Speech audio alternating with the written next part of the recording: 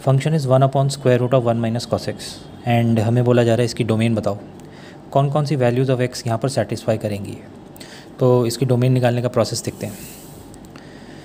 सबसे पहले हमने ये फंक्शन को लिख लिया और यहाँ पे नोटिस करा कि डिनोमिनेटर में जो स्क्वायर रूट एक्सप्रेशन है, this square root expression must be positive. अगर ये स्क्वायर रूट एक्सप्रेशन के इनसाइड क्वांटिटी ग्रेटर देन 0 नहीं होगी तो वो स्क्वायर रूट नॉट डिफाइंड हो जाएगा। एंड ये पूरा डिनोमिनेटर आपका 0 भी नहीं होना चाहिए।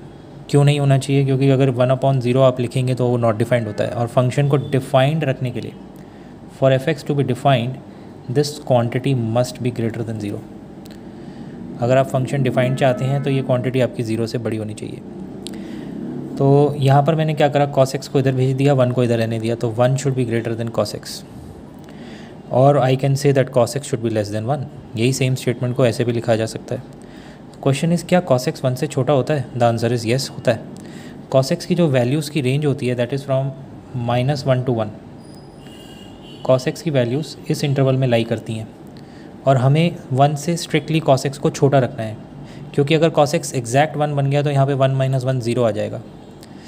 तो for that purpose what I will do is, मैं cos x को देखूंगा कि 1 कहाँ कहाँ बनता है, कौन से एंगल के लिए cos x 1 बनता है। तो उसके लिए मैंने यहाँ पर एक यूनिट सर्कल बनाया है। इस यूनिट सर्कल पर यहाँ पर जो एंगल्स डेवलप होंगे जो कि ओरिजिन के राइट साइड में है, इन्हीं एंगल्स पर cos x की वैल्यू 1 बनती है। बिकॉज cos जो होता है आपका वो x कोऑर्डिनेट के बराबर होता है यूनिट सर्कल पे। तो x is cos theta.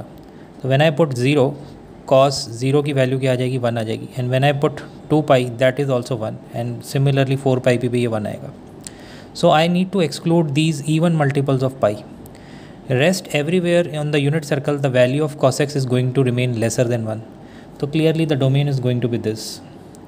I am going to exclude all the even multiples of pi from the set of real numbers, and I will also make sure that जो integer n की value होगी वो एक integer होगी, क्योंकि अगर n integer नहीं हुआ तो यहाँ पर आपके पाई के फ्रैक्शन वाले मल्टीपल्स भी बन सकते हैं। जैसे अगर आपने n को सपोज 1/4 ले लिया तो you will get π/2, and you do not need to exclude π/2 because cos 90 पे तो 0 बनता है, एंड यहाँ पर अगर आप π/2 रखेंगे तो 1 - 0 रूट के अंदर डिफाइंड होगा। So I have to make sure that the coefficient of pi is an integer, तो that is why, and that too an even integer. तो इसलिए मैंने यहाँ पर n को क्या लिया? z।